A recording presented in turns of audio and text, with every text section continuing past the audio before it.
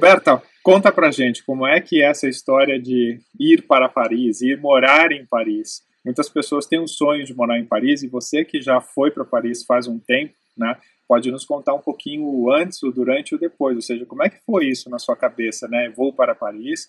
Como é que foi depois o durante, né? Não, estou em Paris, vou estudar, vou trabalhar, né? Vou me desenvolver. E o depois, né? Saudade da família, aprendizado, vou ficar, como se estabelecer no país, né? Então divide aqui a tua experiência com essas pessoas que têm esse sonho. Ok, bom, começa por aí, né? Um sonho. Eu realmente sempre sonhei muito em morar fora do Brasil, desde adolescente, e a vida vai acontecendo e você não toma decisão, não tinha a oportunidade específica, e eu tinha realmente um sonho muito grande de ir para Paris. Não especificamente Paris, né? De morar fora do Brasil. E aí a vida foi passando, né? Chegou os 40 anos, e aquela decisão, né? Bom, o que eu faço agora? Eu arranjo outro emprego, já tenho 20 anos de carreira, tô casada com meu marido, a gente está bem, está vivendo a nossa vida aqui, comprou nosso apartamento, tem a nossa vida aqui estabilizada, e agora? O que eu vou fazer? Qual que é o próximo passo? Vou arranjar um outro emprego e vou continuar aqui, vou continuar morando, ou vou viver uma coisa completamente diferente, uma coisa que eu sempre sonhei. Então foi uma decisão que começou, assim, o sonho sempre existiu, mas a decisão começou de uma brincadeira, digamos assim, uma viagem que a gente veio de férias para Paris. A gente tinha eu tinha duas primas que moravam aqui, e elas ficaram, não, vocês precisam vir aqui para cá, vocês precisam vir para cá, é muito bom morar aqui, muito bom morar aqui. E a gente começou a brincar, falou assim, vamos vir? Vamos. Então tá, então vai atrás do teu passaporte italiano, né? Então eu comecei e a gente foi assim, daqui a pouco chegou, isso foi em 2015, chegou em 2016, a gente falou, não, a gente vai mesmo, e eu não acreditava, a decisão tomada, mas assim, você acaba não acreditando, né, que isso possa ser realmente verdade, e realmente em 2017, em junho de 2017, a gente veio com a cara e a coragem, resolveu vir, mas acredita assim, precisa de muita coragem, mas quando você vai mudar, quando você vai viver uma experiência dessa, você não sabe os problemas, a quantidade de problemas que você vai ter. Então, acho que precisa de um pouco de ingenuidade também para você ter essa coragem de ir. E a gente tinha um pouco essa ingenuidade, porque a gente não sabia muito bem aquilo que esperava a gente aqui, quais eram as dificuldades que a gente ia ter. E eu costumo dizer assim, que quando a gente muda de país, a gente nasce de novo. É uma experiência assim de voltar ao zero, e a começar, que você precisa aprender a falar. Então, assim, eu acredito que a nossa experiência especificamente, ela tem um quê assim, que complica um pouco mais, que é a questão do idioma. Acredito que se a pessoa que está querendo morar fora do Brasil fala muito bem inglês, ou fala muito bem o idioma, mas aí tem que falar muito bem mesmo, porque quando a gente está no país, a gente estuda ali, faz aquelas aulinhas, a gente acha que fala muito bem, quando você chega no lugar, você vê que você realmente não fala nada, você consegue entender algumas coisas e tal, mas senta numa mesa de bar, todo mundo falando junto, você não entende nada. Então, para a gente, a questão de vir para cá, precisou um pouco dessa ingenuidade, assim, e a pessoa que fala bem o idioma, ela tem uma barreira a menos do que, como foi no nosso caso, que a gente não falava. Então, tinha um nível básico de francês, o meu marido tinha um nível um pouco maior, mas era básico também, e a gente acreditava que, assim, chegando aqui em 6 meses, assim, no máximo, 3, 4 já tá bom. Porque a gente está acostumado com o inglês é uma língua que a gente teve contato, exposição a vida inteira, então fica a vida inteira aquilo ali sedimentando e tal, então você acredita que para você aprender uma nova língua é tudo muito simples. E, na verdade, não. Então, eu acreditava que era assim, né? 6 meses e estaria tudo resolvido. E tem várias outras coisas, assim, que são complicadas, assim, especificamente na França, que é um país muito burocrático. Então, tudo é difícil, né? De você chegar e você abrir uma conta no banco, de você alugar um apartamento. Então, você tem que dar essa declaração de imposto de renda, 3 comprovantes dos últimos salários, coisas que você não tem, né? Então, a gente chegou a primeira vez numa imobiliária, chegou na imobiliária em Paris e perguntou para a mulher, a gente quer alugar um apartamento, falando um francês horroroso, assim, né? Aí a gente quer alugar um apartamento. Qual faixa? Tal faixa. Uma faixa super baixa para Paris. Aí ela virou e falou, vocês têm um emprego, CLT, que aqui é o CDI, né? Não, a gente não tem.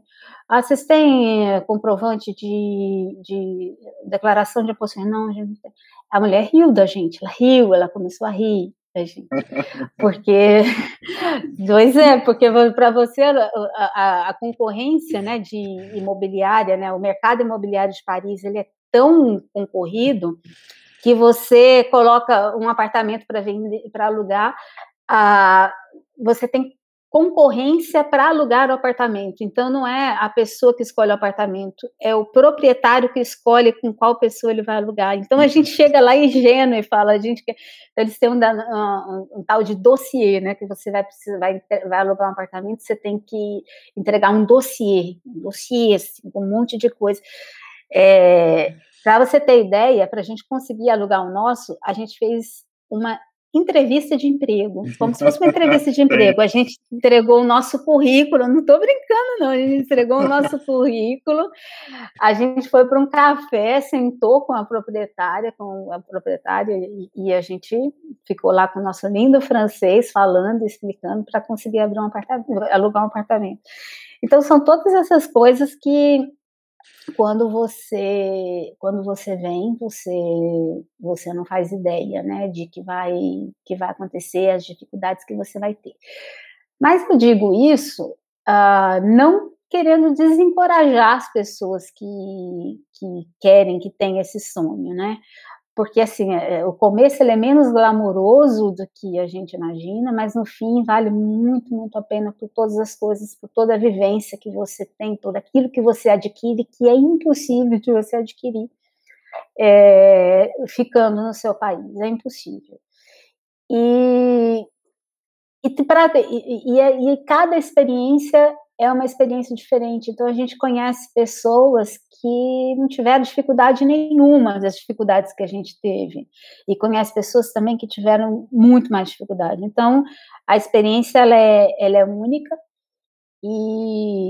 mas eu posso dizer assim, né, já adiantando o final, que você quer que eu fale, né, no final, qual que é a opinião sobre tudo isso. Eu acredito que realmente vale muito a pena. Então, assim, contando, né, a gente chegou aqui em junho de 2017, meu marido tinha algumas entrevistas de emprego, eu não tinha nada em vista, ele tinha algumas entrevistas de emprego já, algumas coisas adiantadas que ele tinha feito no Brasil, ele tinha feito em inglês, e ele é programador, né, ele trabalha na área digital, né, de startups e tal, então na nossa mesma área, mas como programador, e ele, o mercado aqui é muito bom, muito bom. Então, assim, a gente, comparando, né, o tipo de oferta de trabalho que você tem aqui, o trabalho que você tem no Brasil, é realmente muito diferente, assim, o número de vagas que você vê no LinkedIn, em outros sites de busca de emprego, o número de vagas que você tem aqui para a quantidade de candidatos, né? Então, você vê uma vaga maravilhosa, você tem lá 30 candidatos, 25, 15. No Brasil, você vai olhar uma vaga boa, tem milhares, às vezes, né? Então, assim, o mercado realmente ele é muito melhor. E para desenvolvedor, no mundo inteiro é muito bom. Então, assim, em 2 semanas ele tinha 2 propostas de trabalho para começar. Então, foi uma coisa assim, né? No começo, uma surpresa super boa para a gente, que dá toda aquela insegurança de vir, a gente pegou as economias de uma vida inteira, né, para investir nisso, para investir nesse sonho. Então, mas dá muita insegurança se você não tem nada em vista, né, dá muita insegurança, você não sabe o que vai acontecer. Mas foi muito rapidamente a gente teve essa segurança, né, de falar, de respirar e falar, bom, vamos em frente. Já para mim, a situação foi bem diferente, tá vendo? Assim, dentro da mesma casa, da mesma família, a gente tem 2 pessoas e 2 experiências completamente diferentes, né? Então, realmente não dá para generalizar. Eu não consegui, né, do começo, diferente que para desenvolvedor, uma pessoa como eu que trabalha com planejamento, com estratégia, né, e agora, depois trabalhei, né, minha vida inteira com estratégia, com planejamento, e migrei, né, para Product Owner, para trabalhar dentro de startups, enfim, não só de startups, mas é um pouco mais difícil de encontrar vagas que se fale que não se fale francês, né, também. Tem várias empresas que falam inglês, mas que, no caso, eu precisaria realmente falar o francês.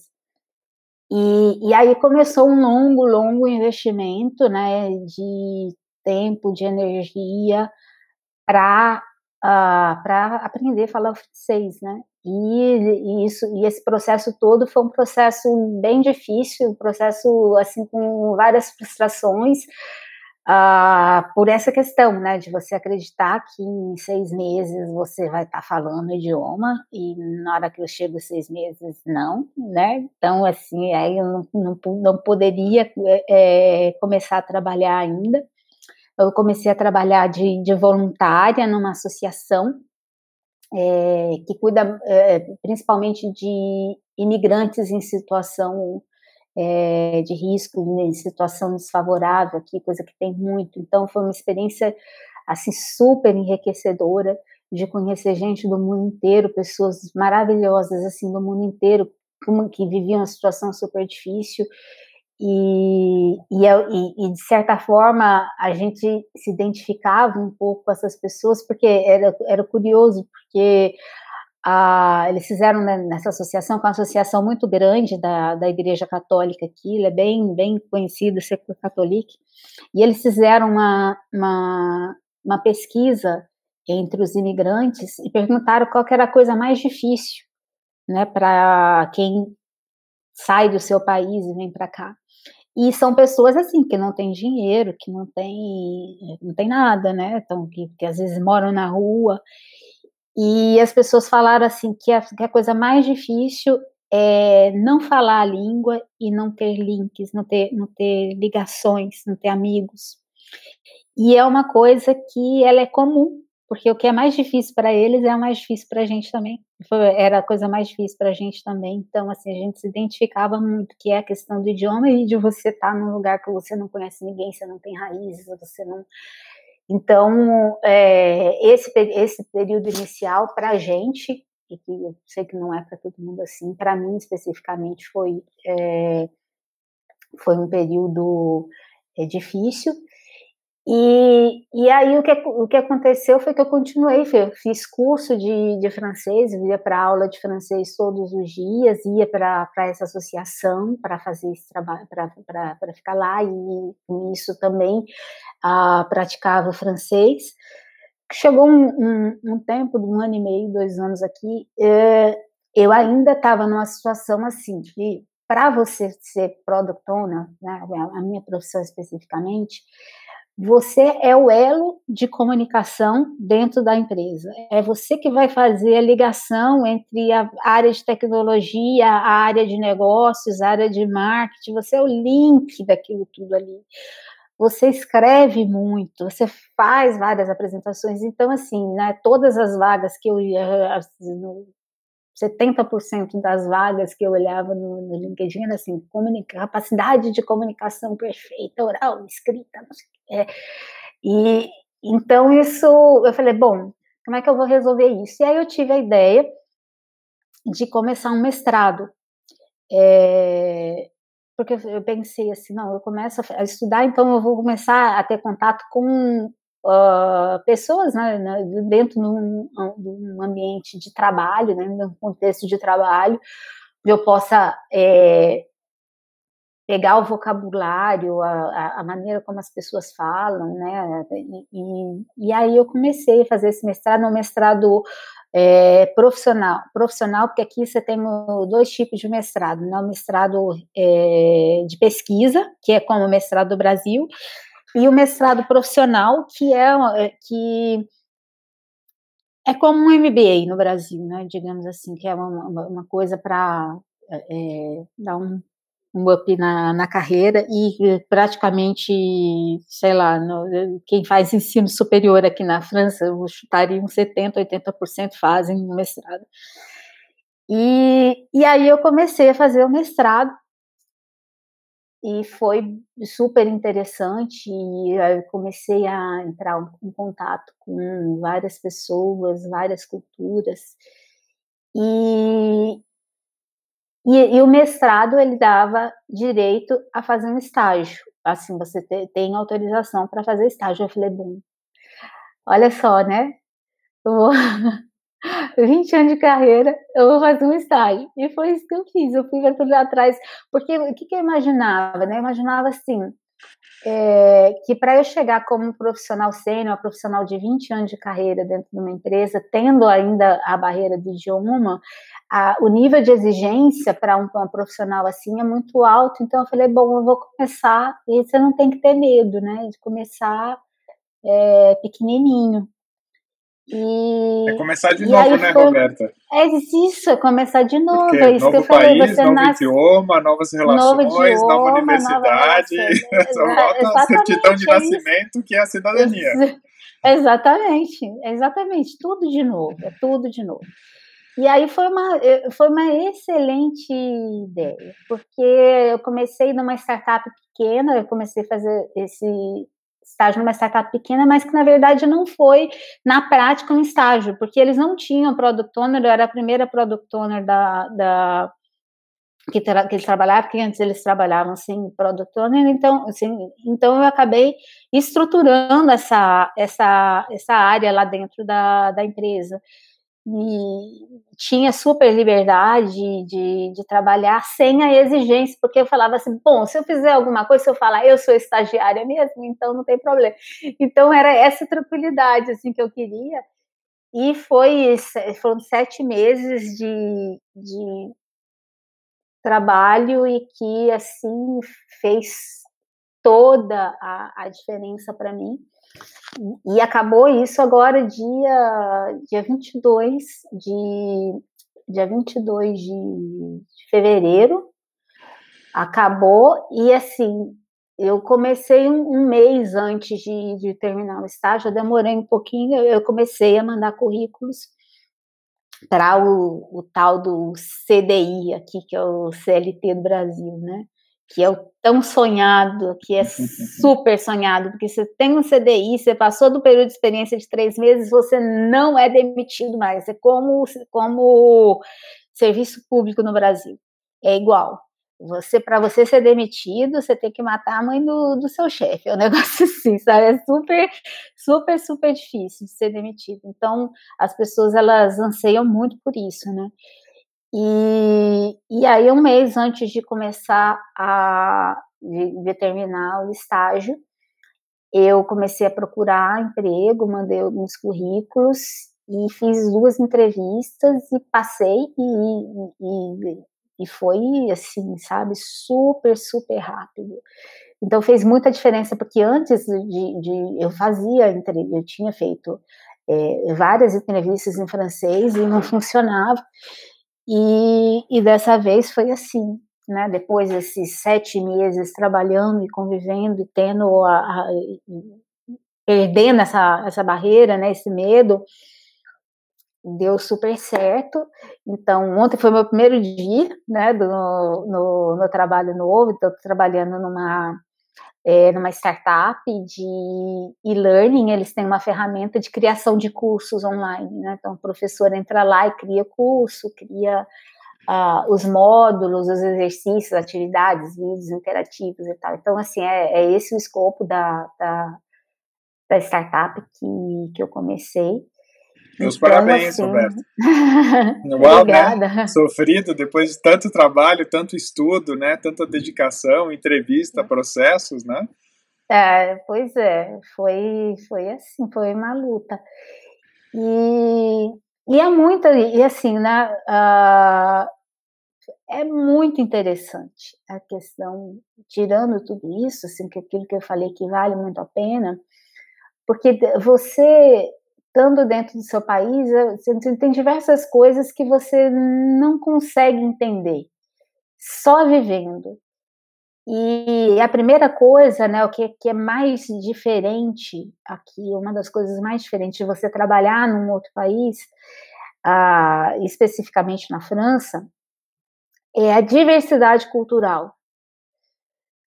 A gente no Brasil, a gente está acostumado a trabalhar com brasileiros, né? Assim, sempre. Então, de vez em quando você faz negócio com uma empresa estrangeira e tal, que tem alguma... Mas aqui, assim, no mestrado, tinha gente acho que de 8 nacionalidades na sala.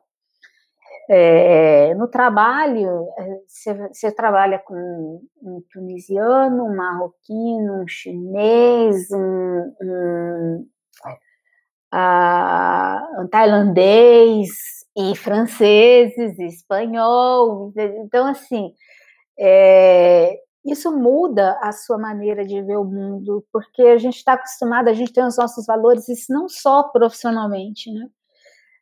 Pessoalmente também, assim, muda a maneira como você enxerga, em todos os, filosoficamente, religiosamente, tudo, assim, você começa a enxergar com uma maneira diferente, enriquece muito, abre muitos horizontes. Você ter essa oportunidade de conversar com pessoas que são completamente diferentes de você, que tiveram uma infância completamente diferente da sua, e você, a infância, uma juventude, a faculdade e tal, é uma pessoa que jamais você vai poder falar para ela, ver uma pessoa e falar assim, aquele cara ali parece um fofão. A pessoa, quando você falar isso, a pessoa jamais vai te entender, né? Então, assim, existe essa barreira, essa diferença, e é super, super enriquecedor, né? Então isso é uma coisa muito positiva de você morar fora. A outra coisa que eu aprendi, assim, né, que mudou um pouco a maneira de ver as coisas, é a relação com o trabalho. No Brasil, principalmente na nossa área, publicidade, startups e tal, a gente trabalha muito sob pressão. Existe, assim, sempre a corda no pescoço, urgente, precisa ser feito, e vamos virar à noite, vamos trabalhar final de semana, e isso aqui não existe. E é super estranho pra gente, assim, né, no começo, porque você está fazendo uma coisa e não vai dar tempo, por algum motivo. Você tem que entregar um negócio amanhã, não vai dar tempo, por algum motivo, teu prazo é amanhã, e aí a pessoa vai das 6h30, ela vai para casa. E aí no outro dia ela vai falar para o chefe dela, não deu tempo. Ela vai falar, por que não deu tempo? Deu, era muita coisa, eu estimei errado, ou aconteceu isso, eu precisei fazer outra coisa. Aí o seu chefe vai virar e falar, tudo bem, quando que você pode entregar agora? Você vai e fala para ele, e tá tudo resolvido, ninguém morreu. Então, assim, eu sei que é diferente às vezes, de uma agência. É igualzinho. Quase a mesma coisa. É idêntico. Eu fiquei, no começo eu ficava assim, não, precisa entregar, porque na hora que eu vi que o negócio era... E isso meu marido já tinha me falado, né, que era desse jeito. Só que até eu viver, eu não tinha absorvido isso ainda, né?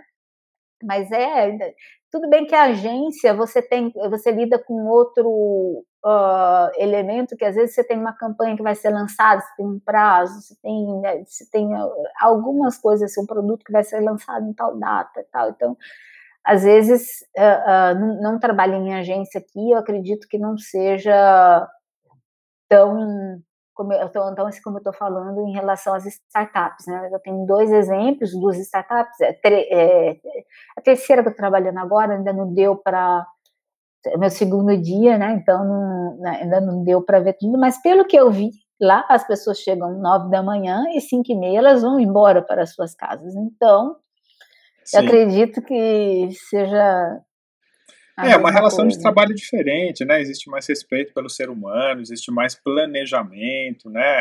É totalmente diferente do que eventualmente a gente, como você comentou, nasceu, né? A gente nasceu num ambiente, num ecossistema um pouco diferente, né?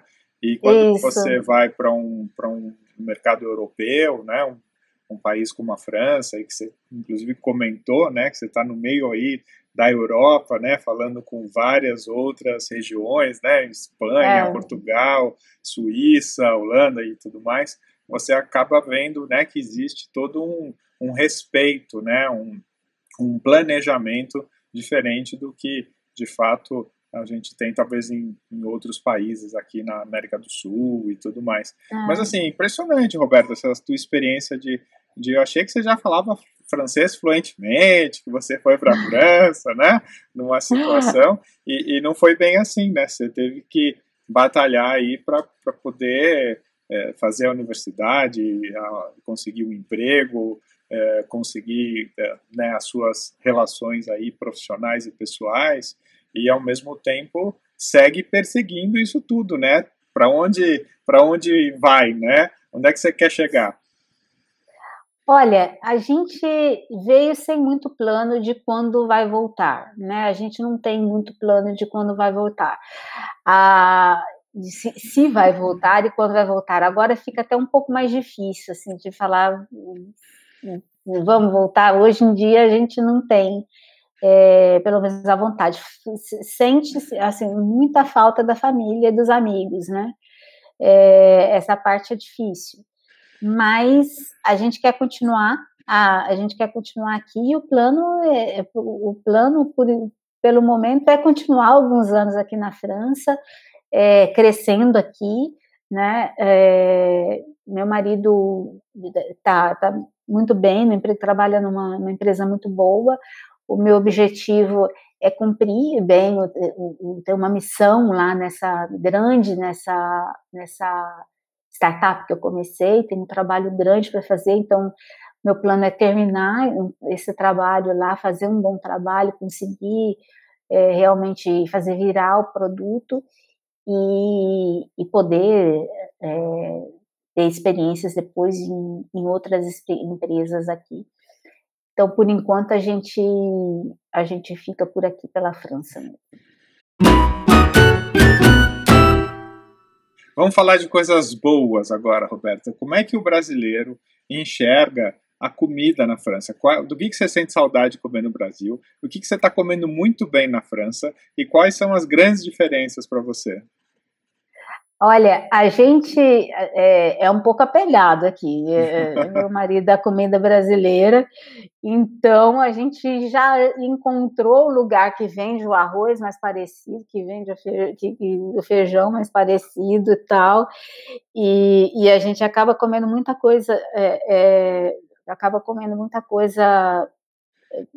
brasileira, mas a gente adquiriu outros hábitos, assim, a gente incluiu cotidianamente no nosso cardápio aí da semana, cordeiro, pato, que é uma coisa que as pessoas comem aqui bastante, então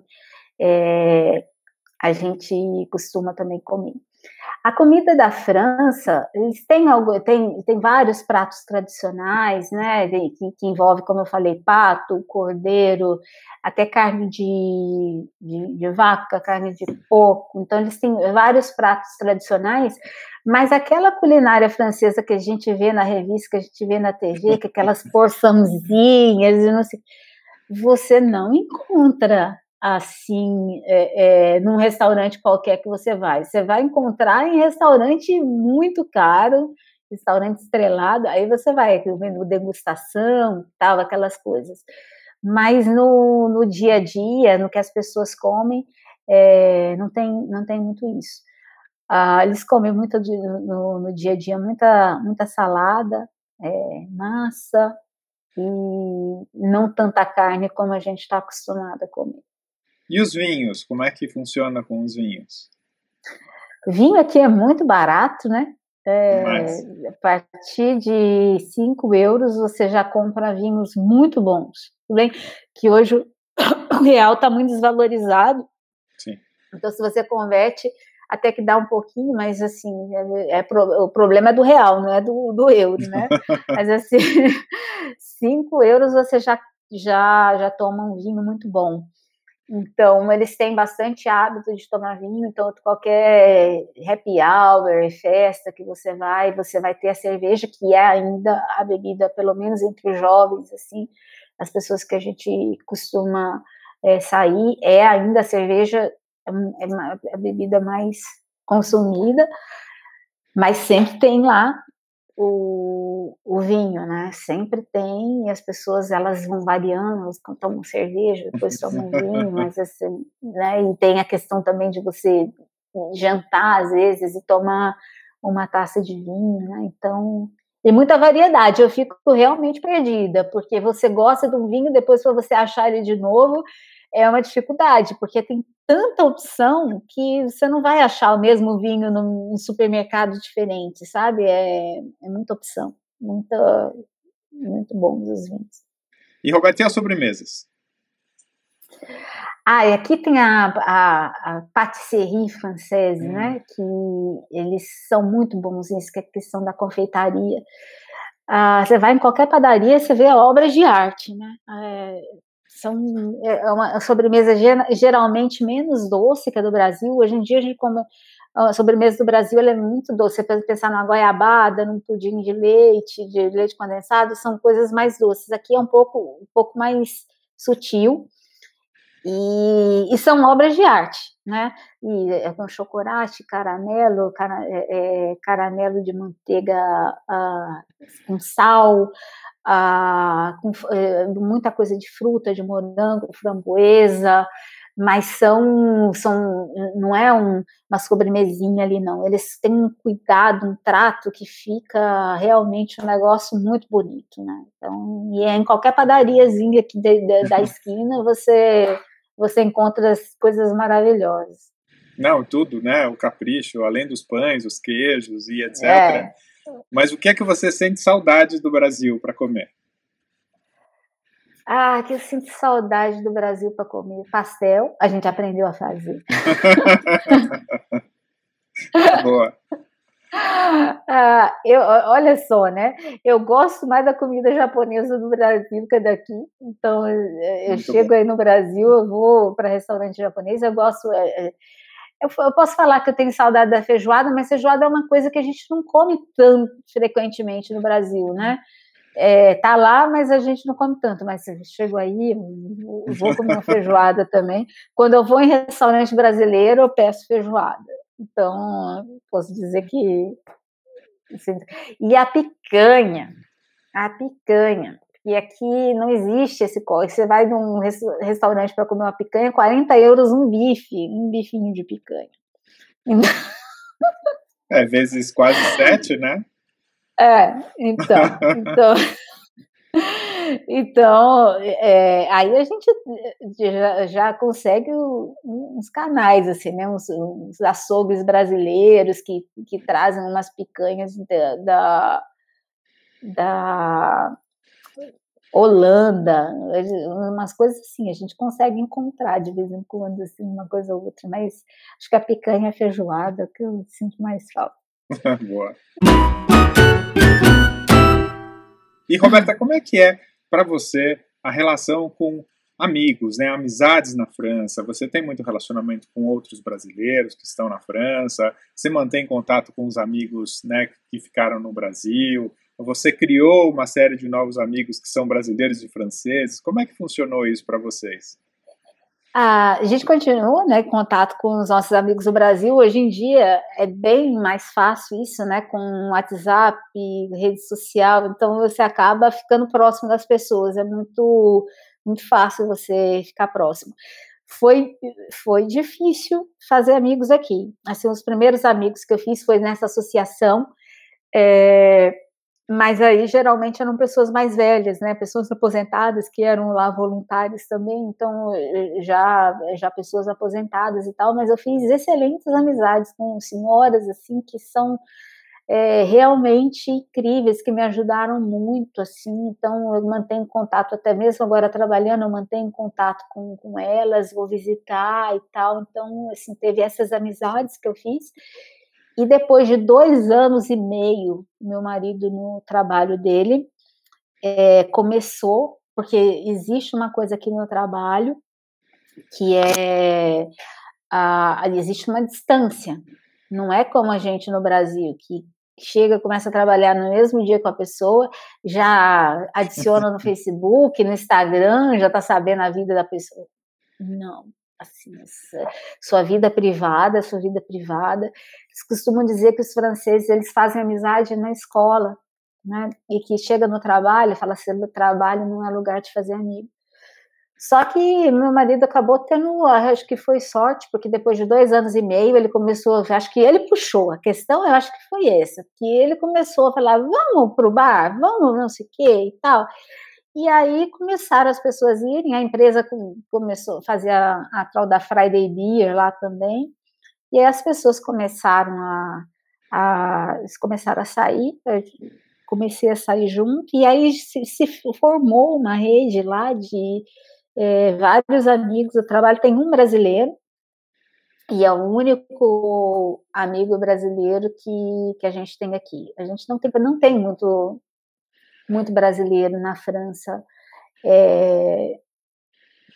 Até tem, mas assim, são pessoas que a gente não encontra.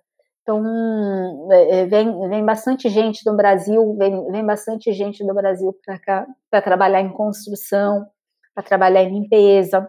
Então, tem bastante. E aí são pessoas que a gente acaba não encontrando. E aí, dentro da nossa. Existe muita gente que vem estudar também aqui no Brasil. Tem muito brasileiro que tem a França, né, como um referencial disso. Então, tem muito brasileiro que vem estudar. No trabalho, a gente encontrou, meu marido encontrou um, eu não encontrei ninguém ainda, nenhum brasileiro trabalhando. Enfim, aí a gente fez essa rede de amigos e, assim, para viajar junto, vai para casa um do outro, a gente faz aqui churrasco para eles com a picanha da Holanda, aí vai na casa deles, eles falam a raclette para gente. Então, assim, a gente realmente conseguiu encontrar pessoas legais e está conseguindo realmente fazer uma rede de amigos aqui, mas demorou. E, Roberta, assim, uma dica para os brasileiros, né? Falo inglês fluentemente, falo português, claro, vou me aventurar na França. É fácil aprender o inglês? Consegue se virar com o inglês? Divide aqui com a gente.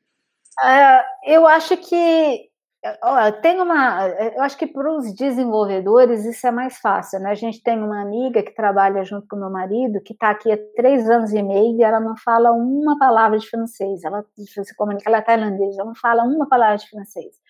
Uma palavra, eu acho que ela fala, mas assim, ela não se comunica e ainda casou com um francês, mas não se comunica. E ela vive aqui. Então, para determinadas áreas, você consegue trabalhar bem, você vai trabalhar com, você consegue se virar com o inglês. Você tem muita empresa internacional aqui na França, né? É uma coisa que é diferente também do Brasil, porque no Brasil a gente está acostumado ou trabalhar para empresas fora, né? Para empresas, então trabalha com empresas francesas, alemãs e tal. Então o Brasil está ali seguindo a empresa central. E aqui não, aqui tem essa possibilidade de você trabalhar com muitas empresas que exportam, né? Tem muitas startups que tem a sede aqui e que são internacionais. Você tem o mercado da moda, que é um mercado assim, muito forte, que, enfim, é espalhado aí pelo mundo inteiro, as marcas da França. Então, o francês ele é muito utilizado. O inglês ele é muito utilizado, então é difícil você trabalhar aqui na França sem falar inglês.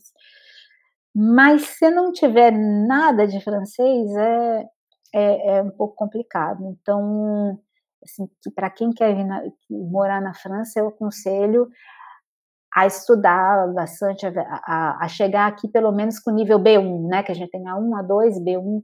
Você chegando aqui com nível B1, você vai conseguir se virar, já vai ser menos sofrido, né? Então, acredito que precisa de uma preparação aí para poder começar, não perder tanto tempo, né? Senão você vai realmente ficar esperando, né? Como foi no meu caso, se preparar para estar pronto e conseguir começar a trabalhar.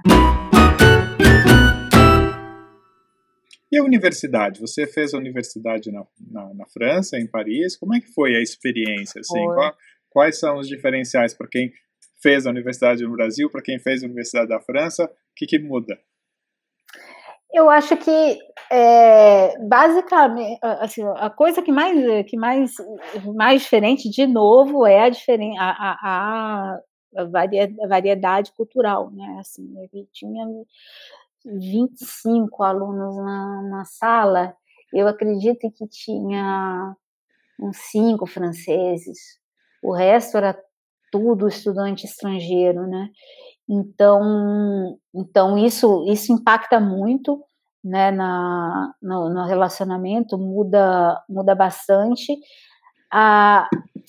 A metodologia, a minha experiência, ela foi um pouco, acho que, assim, enviesada, porque quando eu estava fazendo o curso, começou o Covid, e a gente acabou fazendo muitas aulas remotamente, né?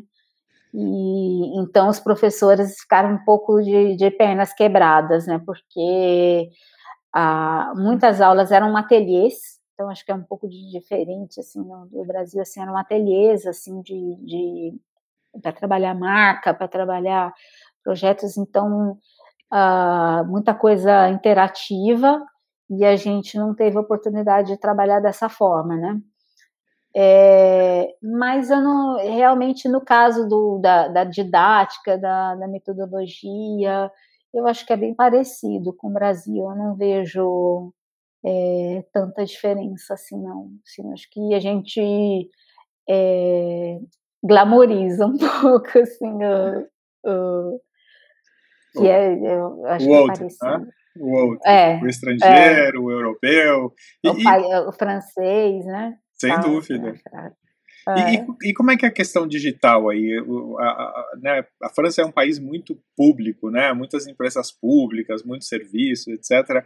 Como é que é? Eles estão super digitalizados? Ainda é muito a era do papel ainda? Como você vê isso? Olha, a questão da administração pública é triste. É triste porque eles não são nem um pouco digitalizados. Assim, você precisa enviar papel para tudo. Eles têm, a França, para você ter ideia, ainda usa cheque, né? Tem gente que usa cheque aqui. Não, pois é. E eles têm muito essa questão do papel, da carta, carta registrada, carta com aviso de recebimento, a questão de imposto de renda é papel, você tem que enviar papel. Para você se aposentar aqui, você precisa entregar em papel os olerites de todos os anos, seus anos de trabalho. Então, assim, é bastante complicado. Você Mas, está por outro guardando, lado, né? estou guardando. Boa. Tô guardando, tem que guardar. Agora eu fico imaginando esse pessoal que na época que não era digitalizado, que você não tinha um negócio digital, que você guarda lá no Google Drive, o que essas pessoas faziam, né? Uma das minhas amigas lá da associação, ela estava pedindo a aposentadoria dela agora, e eu fui lá ajudar ela com a Xerox, e ela estava lá com todos os olerites, caçando. O de 96 ali, com aquele tanto de papel. Então, é complicado. A questão da administração francesa, eles têm muita questão do papel. Por outro lado, a questão do ambiente digital de startup é muito aquecido aqui. Então, assim, essa questão de produtos digitais, de serviços digitais. O Brasil é um país muito digitalizado nesse sentido, eu acho que a França ela é parecida, só que o mercado é maior. O mercado acho que o que movimenta de dinheiro tal aqui é maior, tem mais que aquilo que eu falei no começo, né, que você tem mais oportunidade de trabalho, mais vagas para menos gente, né? Então, nesse ponto, nesse sentido, existe a digitalização, mas para serviço público é triste. E não tem poupa-tempo aí, então? Não tem poupa-tempo. Aqui é canseira que você leva. E falando sobre canseira, até para a gente finalizar, como é que é a questão do visto, dos documentos, como é que foi contigo? Olha, para mim eu tive sorte porque eu tenho passaporte italiano, então facilitou. Mas meu marido que veio ele veio comigo como cônjuge de europeu, então na teoria ele tem direito de vir aqui de trabalhar, mas olha, foi dose para leão. O tanto de papel, o tanto de burocracia para ele conseguir que é o título de séjour, né, que é a carta de residência. Então é bastante complicado. E eu acompanhei muita gente que veio buscar o visto, né, nessa associação, e era assim, um negócio assim de papel. Eu não estou exagerando, eu estou falando sério, não é exagero. O tanto de papel que a pessoa precisa levar, então é complicado. Mas depois de você morando aqui 5 anos, se você tiver todos os papelzinhos guardados, e se você falar francês, se você tiver o nível B2 e você chegar lá dizendo que você trabalhou por 5 anos, mostra lá suas olerites, mostra que você tem vínculo com a França, você faz uma prova de francês, nível B2, e você ganha cidadania.